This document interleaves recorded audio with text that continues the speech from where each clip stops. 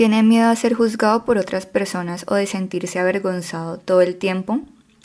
La mayor parte del tiempo se siente extremadamente temeroso e inseguro cuando está rodeado de otras personas. Estas preocupaciones le dificultan llevar a cabo las actividades diarias como hacer mandados o hablar con otras personas en el trabajo o la escuela. Si es así, puede que tenga un tipo de trastorno de ansiedad llamado trastorno de ansiedad social o fobia social. ¿Qué es el trastorno de ansiedad social? El trastorno de ansiedad social o fobia social se caracteriza por un miedo intenso y persistente en respuesta a ciertas situaciones sociales o actuaciones en público en las cuales la persona se ve expuesta a gente desconocida o al posible escrutinio por parte de los demás. La fobia interfiere marcadamente en la vida de la persona o produce un malestar clínicamente significativo. Si no fuera así, solo podríamos hablar de timidez, que es el malestar más o menos generalizada en presencia de otras personas, pero con un grado mucho menor de evitación e interferencia que en la fobia social, y con un curso menos crónico. La exposición a las situaciones temidas provoca ansiedad o ataques de pánico. Las personas reconocen que su miedo es excesivo o irracional. Es común la ansiedad anticipatoria incluso días y semanas antes de afrontar la situación social o actuación en público temidas. Dentro de los factores etiológicos o desencadenantes que producen este trastorno tenemos los factores hereditarios. La timidez y la ansiedad social parecen contar con un componente hereditario, pero no está claro si hay una transmisión genética directa de la fobia social en particular. Los factores familiares pueden actuar no solo a través de mecanismos genéticos de heredabilidad, sino también por su influencia al crear un entorno familiar con características de riesgo específico para trastornos de ansiedad social, provocándose una interacción entre ambos. Factores psicosociales. Algunos factores de la propia experiencia pueden interactuar con la vulnerabilidad biológica y propiciar la ansiedad social al originar en la persona la sensación de pérdida de control ante distintas situaciones, como por ejemplo unos padres sobreprotectores muy exigentes o poco afectuosos, la falta de experiencias y habilidades sociales, experiencias negativas en algunas situaciones sociales y distintas circunstancias estresantes como son las laborales y las familiares. Factores biológicos. Entre las variables sensibles a factores biológicos suelen citarse la capacidad innata para reconocer la amenaza social y responder ante ella, alta activación fisiológica que dificulta la habituación a situaciones amenazantes o no familiares, lo que propicia su evitación, y la inhibición conductual en la infancia.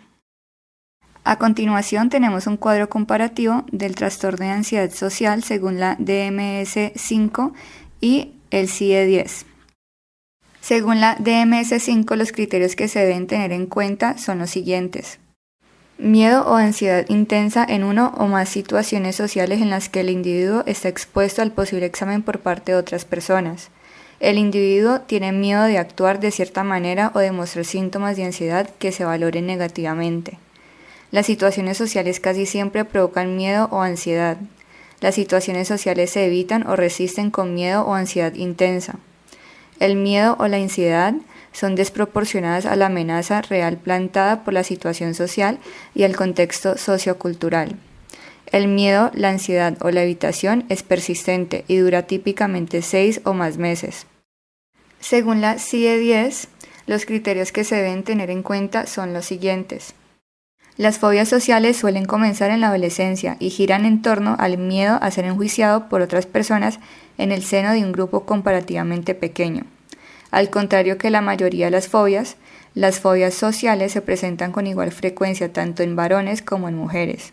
El temor a vomitar en público puede ser importante. Puede manifestarse como preocupación, a ruborizarse, a tener temblor de manos, náuseas.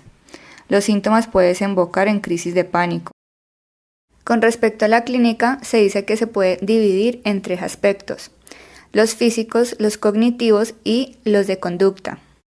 Los físicos incluyen rostro enrojecido, temblor de manos, pies, piernas y voz, calor, transpiración, hiperhidrosis, sudor corporal, sensación de pánico, tensión muscular, disnea y sequedad de boca.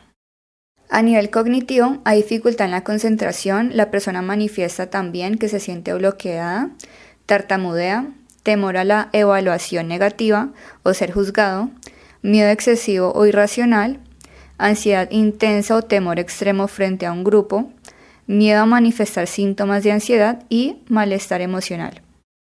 A nivel conductual, la persona evita situaciones sociales, cree ser visto como ansioso, débil, torpe o estúpido. Tiene pensamientos negativos. Tiene sensación de irrealidad, sensación de que todos tienen la mirada puesta en él.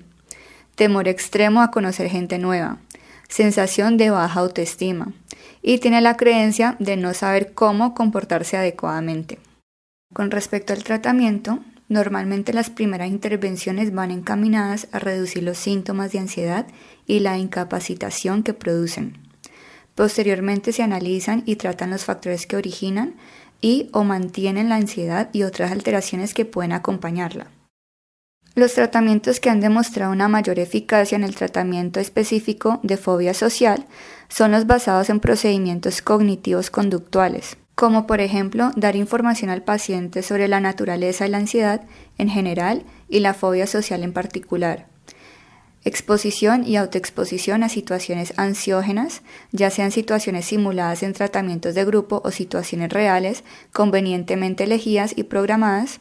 Mejora de la autoestima y el autoconcepto, reestructuración cognitiva para controlar los pensamientos desadaptativos antes y después de la exposición y desarrollo de habilidades sociales.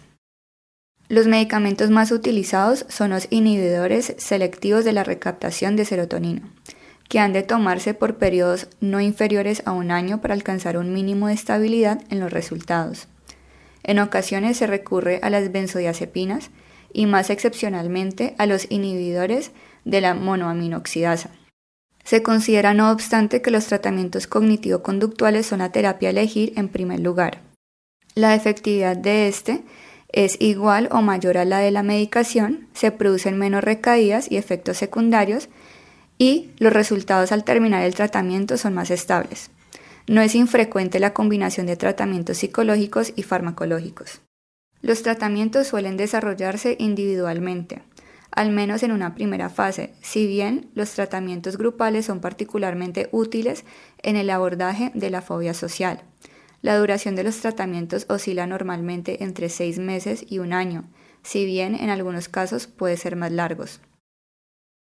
Acá damos por terminado el tema de trastorno de ansiedad social, el cual fue realizado por estudiantes de 8º semestre de medicina.